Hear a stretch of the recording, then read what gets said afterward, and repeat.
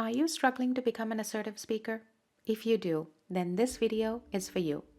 As a counselor, being an assertive speaker is extremely important, especially when dealing with difficult clients.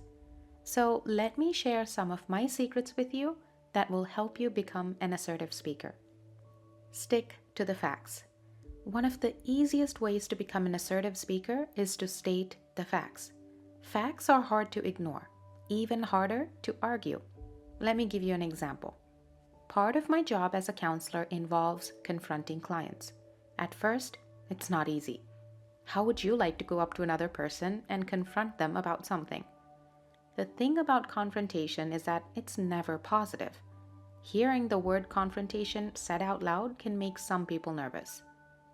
As this was part of my job, I had to learn how to do this well without really showing my clients how nervous I was on the inside.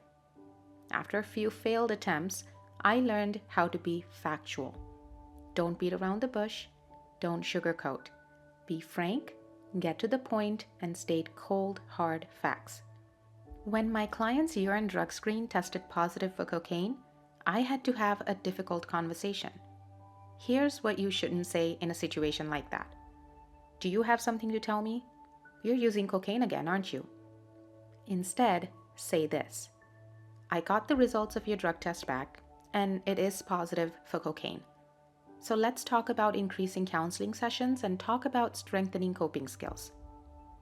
Now, be mindful about a few things. Being factual can come across as cold, judgmental, and robotic.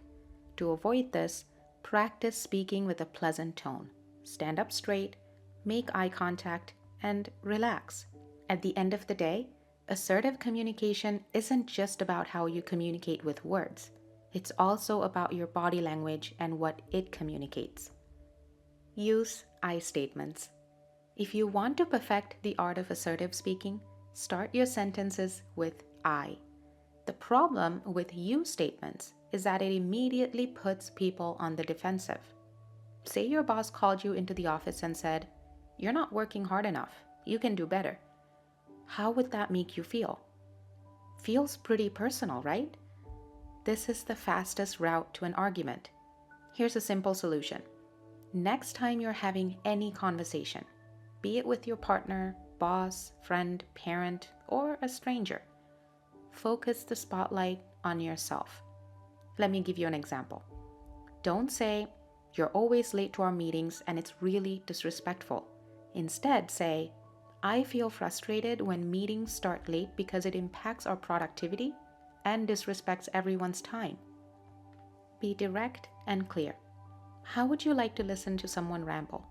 Instead of getting to the point, they beat around the bush. They talk in circles while you wait for them to make their point. Assertive speakers are confident. When they communicate, you know what they want, how they feel, and what needs to be done. So here's an example. Instead of saying, "Well, maybe we could think about changing the meeting time if that works for everyone," say, "Let's change the meeting time to 10 a.m. next Monday." Show confidence. Think of any assertive speaker. It doesn't have to be a public figure, it could be anyone. Now, close your eyes and picture how this person looks. I want you to really focus on their posture and tone of voice. We've all seen at least one superhero movie, right? In those movies, the superhero character always has broad, open shoulders, straight back, holds their head high, has a pretty deep voice, and demands the attention of everyone around them.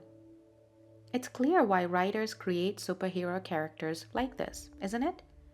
Because Batman, Superman, and every other superhero man and woman in between ooze confidence. So they naturally grab our attention and command our respect.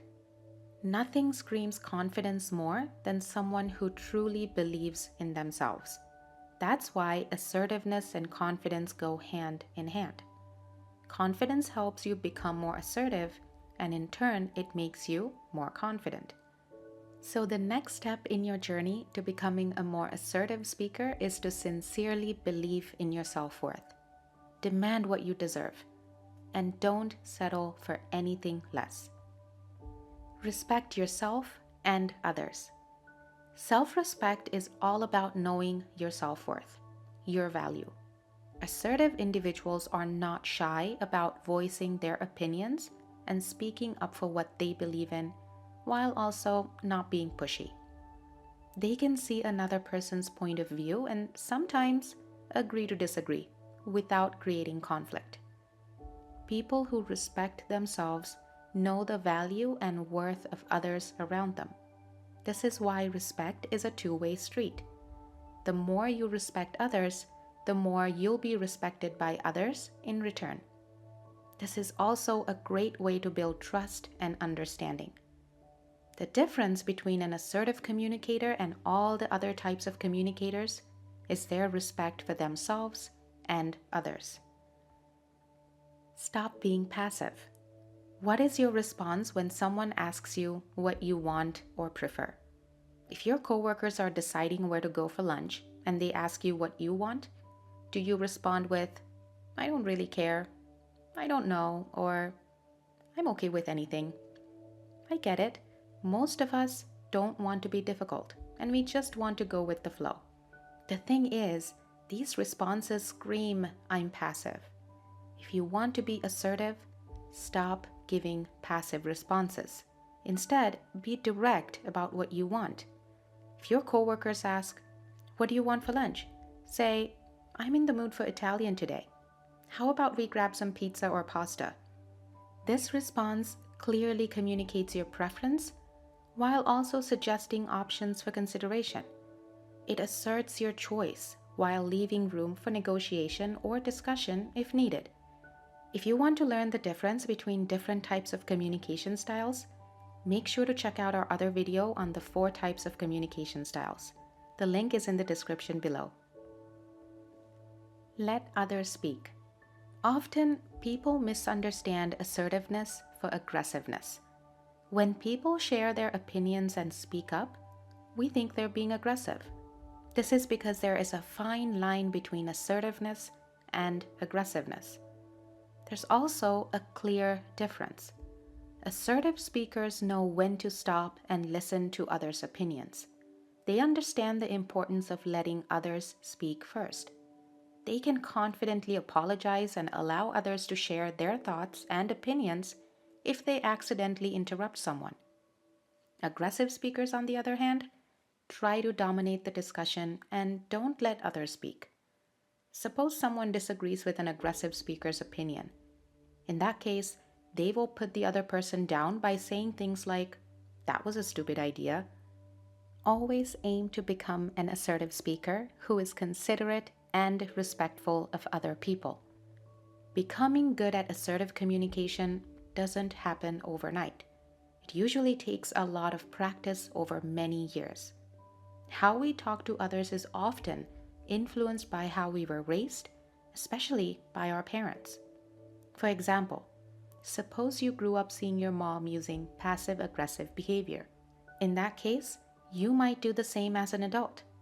Our cultural backgrounds also shape how we communicate. When becoming an assertive speaker, it's best to start small. Try using assertive techniques in easy situations first, then gradually use them in more challenging conversations. With time and practice, you'll feel more confident expressing yourself clearly while respecting others' feelings and opinions. Before you go, share your thoughts about this video in the comments.